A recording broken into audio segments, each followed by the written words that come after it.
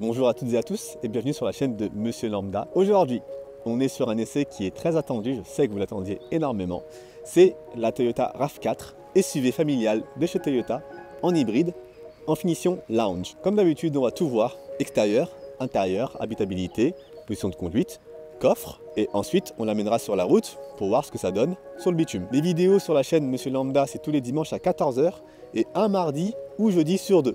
Donc abonnez-vous, je sais que ça vous intéresse. En plus, on commence à être beaucoup sur la chaîne et je tiens vraiment à vous remercier pour ça.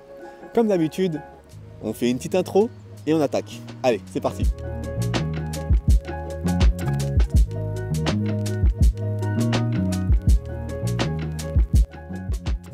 On commence donc avec l'extérieur de cette RAV4 qui arbore un look plutôt musclé. Donc je note surtout la grosse calandre qui en impose pas mal et qui prend beaucoup de place sur la face avant. Les optiques assez grosses qui vont aller déborder légèrement sur l'aile d'ailleurs. Le lien avec la précédente génération, il n'est pas forcément évident, mais là on est sur quelque chose de beaucoup plus carré, les angles sont très présents, vous le verrez aussi sur le profilé à l'arrière. Et j'apprécie beaucoup le fait d'être en finition lounge, ça lui évite les ornements sportifs, ce qui permet de mieux rappeler ses origines de mini baroudeuse, ce qui était le RAV4 à la base. Sur le profil, c'est là qu'on voit qu'elle a encore grandi, 3 cm de plus que la précédente génération, un empattement très généreux qui nous permet d'avoir pas mal de place à l'intérieur, vous allez le voir quand on va rentrer dedans. Sur cette finition lounge, on note les jantes 19 pouces, avec des pneus au flanc plutôt haut, et vous allez le voir sur la route, ça va améliorer le confort. On va noter quelques ornements de chrome sur cette finition au niveau des contours des vitres et des poignées de porte. Mais sinon, pas grand chose à signaler sur le profil du RAV4. On pourra noter aussi ce petit insert en plastique brillant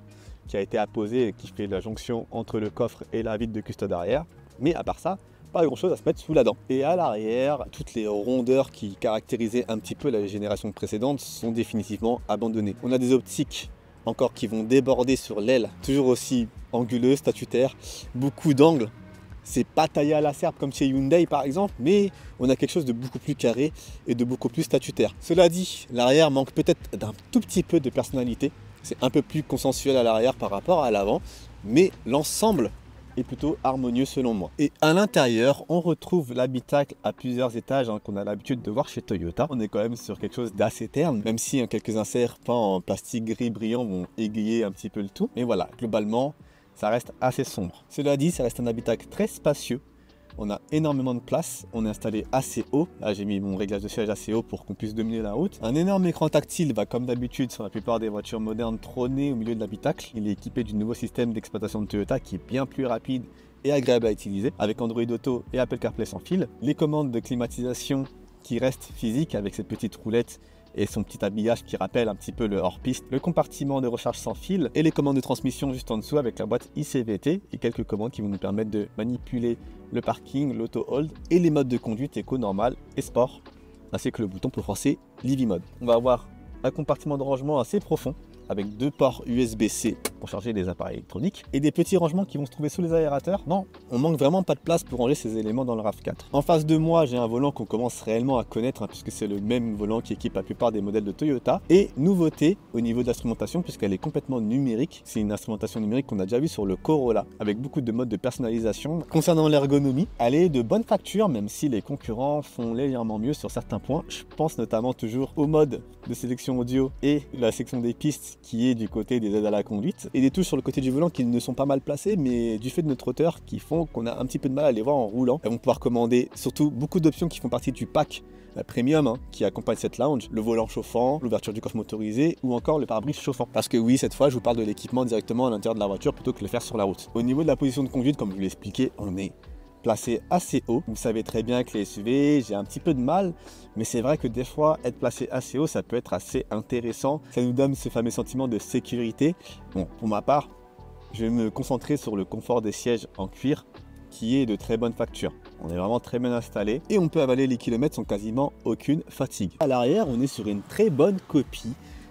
La longueur de la voiture et l'empattement très généreux aident pas mal. On a aussi beaucoup de luminosité grâce à ce toit panoramique qui est aussi ouvrant sur la partie avant du véhicule. Les passagers à l'arrière bénéficieront de beaucoup de place, auront de quoi faire charger leur téléphone grâce à 2 prises USB-C et aussi avec le pack premium qui équipe ce véhicule d'essai, des sièges chauffants à l'arrière. La place du milieu est largement exploitable. 3 adultes pourront probablement tenir ensemble, mais sûrement pas pour un long trajet. Concernant les fixations ISOFIX, elles sont apparentes, même si elles auraient gagné à être un peu dissimulées dans le siège. Et je tiens aussi à noter que le dossier des sièges est partiellement inclinable. Au niveau du coffre, c'est 580 litres qui vont nous attendre pour la contenance.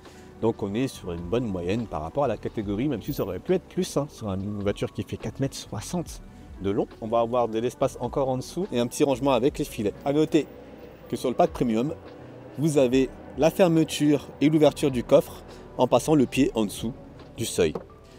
Vous l'avez vu, c'est pas très rapide. Et concernant la motorisation, on se retrouve avec l'une des 2 motorisations disponibles en hybride sur notre marché. L'hybride auto-rechargeable ou hybride simple qui s'appuie sur un 2,5 litres. L'ensemble développera 222 chevaux et annonce des consommations plutôt intéressantes. L'ensemble est passé au sol via une transmission typée ICVT. Maintenant, vous la connaissez chez Toyota. Ça nous promet comme d'habitude une certaine douceur de conduite et des consommations maîtrisées. C'est ce qu'on va vérifier sur la route tout de suite. Et bienvenue à bord de ce valeureux Toyota RAV4 de 4e génération. Au volant, et vous allez le voir, je suis assez content.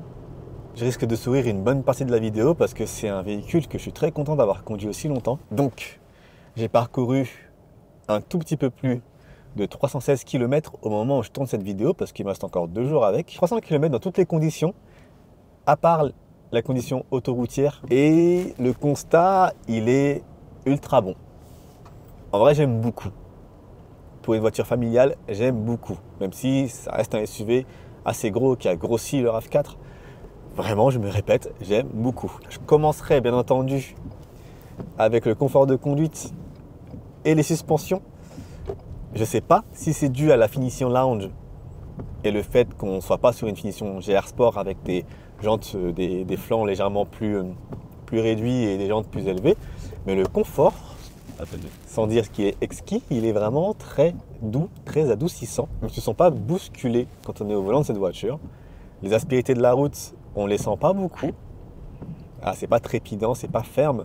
J'ai tendance à dire quand c'est un peu trop souple qu'on est à l'américaine, un petit peu chewing-gum, mais on est dans un espèce de compromis entre souplesse, je dirais pas fermeté, mais une certaine tenue de route qui fait qu'on continue quand même à savoir où sont les limites du châssis. C'est le même constat que je peux faire par exemple sur le Honda CR-V qui m'avait donné la même impression, même si le CR-V avait des suspensions encore plus souples. Là, on est sur un compromis qui passe. Lorsqu'on veut amener sa petite famille derrière, ils vont vraiment pas être mal installés. La direction, elle, vous le voyez, est très très légère. Vous voyez la facilité avec laquelle je manipule ce gros baleineau en ville, parce que là on est en ville pour l'instant. J'ai pas eu de souci au niveau de la direction qui est très légère, qui a l'air de se durcir sur voie rapide, enfin durcir, de renvoyer plus d'informations lorsqu'on est sur voie rapide.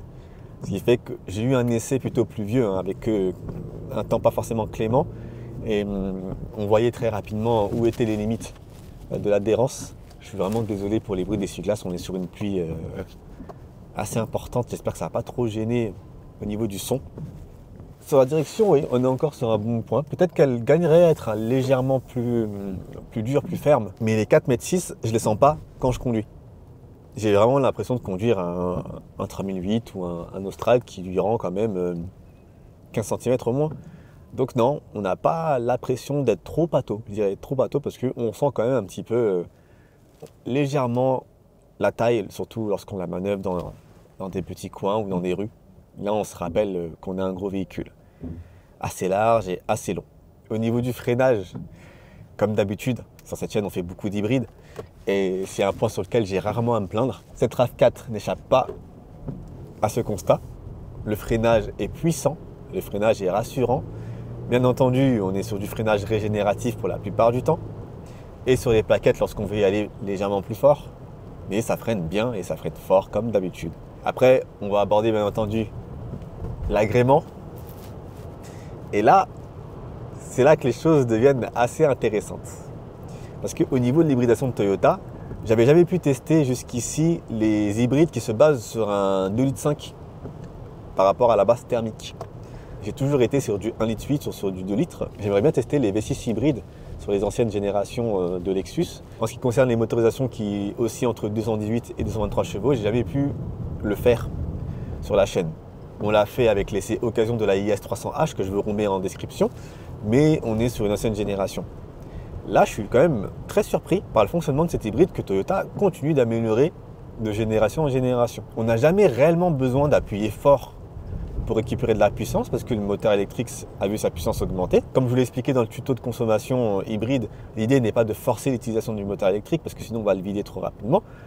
Mais le moteur 2,5 litres a tellement de souffle qu'il recharge continuellement la batterie et on se retrouve très rarement à court de watts pour se déplacer électriquement en ville. Ça nous donne un système qui continue d'être très agréable à utiliser. On se rapproche le plus possible en fait de la conduite d'une voiture électrique avec le moteur électrique et le moteur thermique au cycle Atkinson qui fonctionnent ensemble. J'ai passé réellement un très bon moment. Il faut être assez spécial pour aimer ce genre de conduite, certes, je l'accorde, il faut aimer l'hybride, mais j'ai vraiment passé un excellent moment au volant du RAV4. C'était moins le cas avec le Yaris Cross par exemple parce qu'on est sur un 3 cylindres. Là, le fait d'avoir un bon 4 cylindres pour assurer le tout, c'est vraiment un plus qui est absolument loin d'être négligeable. Très appréciable, très agréable. Donc la conduite est douce. On n'a pas de rupture de couple. On peut simuler des rapports avec les palettes, mais ça n'a pas un grand intérêt. Et tout ça couplé avec la direction légère, le freinage performant, les suspensions douces, ça incite à rouler de manière très coolée. Et c'est ce que j'ai fait tout le long de mon essai. Et la voiture m'a plutôt bien récompensé. Ça me permet d'embrayer sur le chapitre des performances. Elle se débrouille très bien. Les insertions ne sont absolument pas un problème.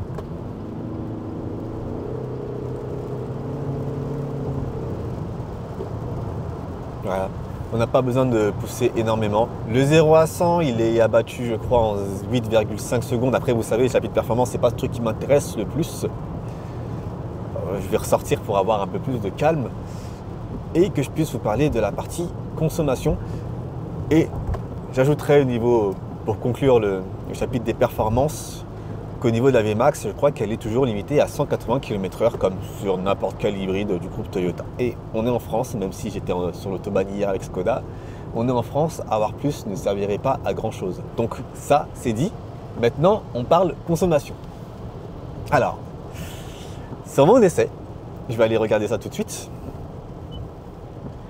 J'ai une consommation mixte annoncée de 5,3 litres au 100. Avec un peu plus de 324 km parcourus en conduisant tranquillement. Je n'ai pas cherché particulièrement à faire de l'éco-conduite, donc je n'ai pas triché.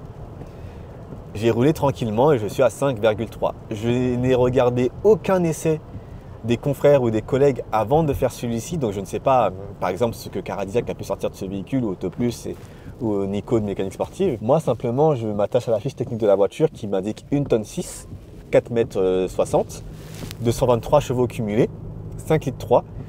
C'est excellent, j'ai pas peur des mots, c'est absolument excellent pour moi. Il y a quelque chose d'assez exceptionnel, c'est que lorsqu'on utilise le radar adaptatif, c'est encore mieux.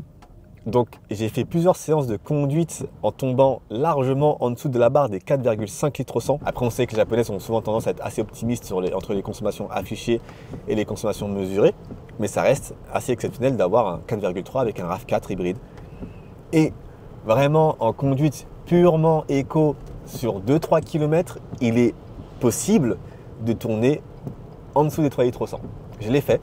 J'ai fait plusieurs stories sur Instagram pour documenter ça. D'ailleurs, venez me suivre sur Instagram parce que je partage beaucoup de behind the scene là-bas. Donc oui, on a une très très bonne consommation. 5,3, ça me paraît vraiment excellent. Dites-moi ce que vous en pensez vous, mais moi, 5,3, on est probablement sur le roi de la catégorie. Je ne me souviens plus précisément de ce que j'avais fait avec le ZR-V, mais le ZR-V, même s'il pèse le même poids, est moins long, moins habitable. Le coffre du ZR-V n'est pas forcément suffisant. Là, on a quelque chose de bien plus conséquent. Donc oui, c'est très encourageant et c'est vraiment exceptionnel comme résultat. Et donc, on va terminer en parlant de l'équipement du RAV4. À noter la conduite semi-autonome de niveau 2, bien évidemment. Et au niveau des éléments de confort, on va par exemple avoir les sièges chauffants et ventilés à l'avant, les sièges chauffants à l'arrière, un écran central qui, comme je l'ai dit dans la présentation, qui profite de la dernière version du système d'exploitation de Toyota, donc on est sur un bien meilleur constat qu'auparavant en termes de fonctionnalité. On est assez richement équipé avec ce RAV4. En tout cas les amis, c'est tout pour ce parcours routier. Je vous retrouve tout de suite pour la conclusion. Alors, ce Toyota RAV4, qu'est-ce que j'en ai pensé? Eh bien, je vais le rendre dans quelques minutes et ça me fait un petit peu de peine puisque c'est l'un des rares SUV que je me serais surpris à apprécier. J'ai passé une excellente semaine à son volant, les consommations sont maîtrisées, le confort est de bon niveau, merci à la finition lounge plutôt que GR Sport, et l'équipement est complet même s'il faudra évidemment y mettre le prix. En tout cas, on est probablement sur l'un des meilleurs SUV familiaux que j'ai pu tester jusqu'à présent. Il est pour moi évidemment devant le Honda ZR-V, notamment à cause des aspects pratiques qui manquent du côté de chez Honda, et le système hybride plus évolué que ce que peut proposer Renault notamment, ferait pencher la balance, en tout cas en ce qui me concerne, vers ce modèle-là. Les amis, c'est tout pour cet essai. J'espère qu'il vous aura plu. Si c'est le cas, n'hésitez pas à lâcher un maximum de pouces bleus pour encourager cette chaîne et à vous abonner si vous êtes nouveau. Je vous souhaite la bienvenue. En attendant, comme d'habitude, vous roulez prudemment, roulez serein et moi je vous dis peace.